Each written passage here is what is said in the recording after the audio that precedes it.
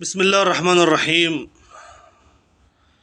النهاردة يوم أكون أو لا أكون بالنسبة للنادي الأهلي وبالنسبة لنادي الزمالك.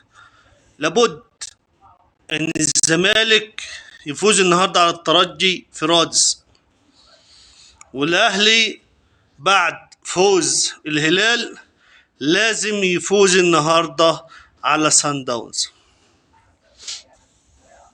الأهلي لو فاز على سان داونز النهاردة في القاهرة هيشعل المجموعة خالص، ولسه قدامه منه ماتش مع القطن، الماتش المتأجل ينتصر يفوز عليه إن شاء الله، فهيبقى المجموعة لثلاث فرق: سان داونز، الهلال، الأهلي، كل منهما 6 نقاط.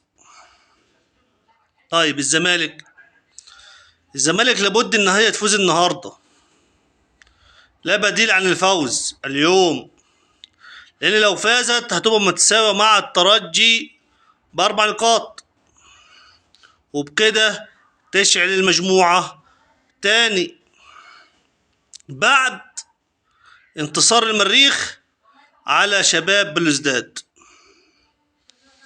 النهاردة يوم الملحمة، اللي هيلعب النهاردة ويفوز هيبدأ في دوري أبطال أفريقيا. هيخسر النهاردة سواء من الأهلي أو من الزمالك هيقول متشكرين البطولة ويتوكل على الله، يعني هيئ نفسه كده للخروج من البطولة دي. الأهلي عنده فرصة لو تعادل، حتى لو تعادل لا قدر الله تعادل النهاردة لسه عنده فرصة. طيب لأن الهلال هيجيله مصر،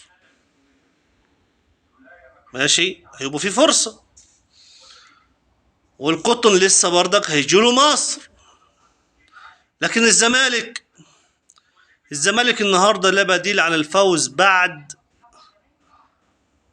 بعد المصايب اللي بتنحط على الزمالك يعني النهارده بحبس المستشار مرتضى منصور شهر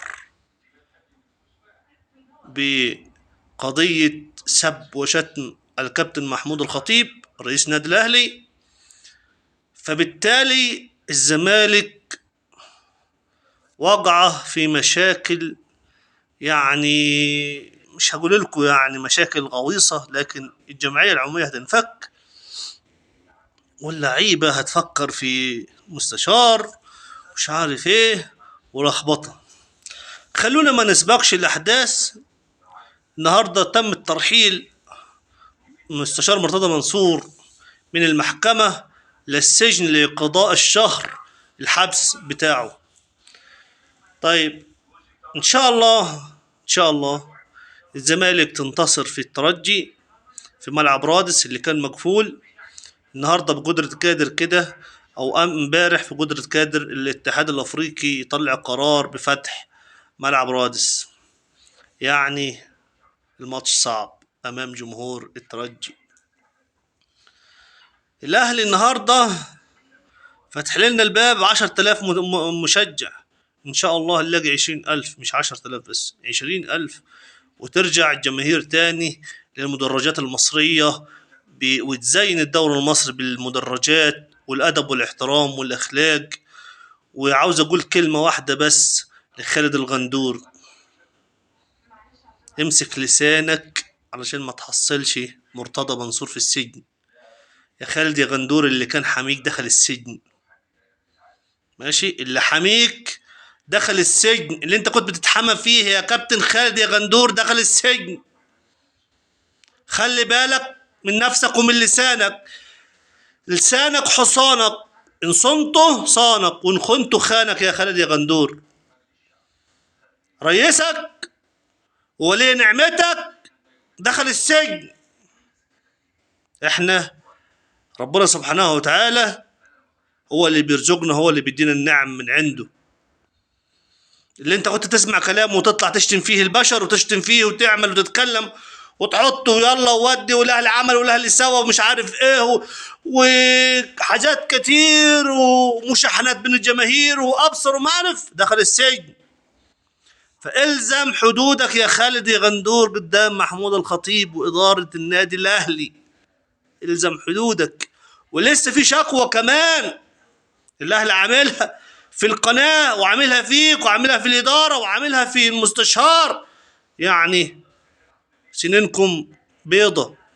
مش عاوز اقول حاجة تانية لكن سنينكم بيضة. الله المستعان. الله المستعان.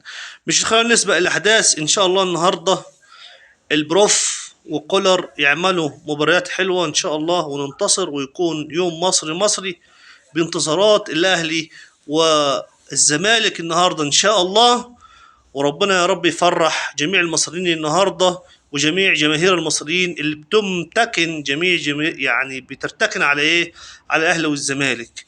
فان شاء الله الانتصار قادم للاهلي والزمالك.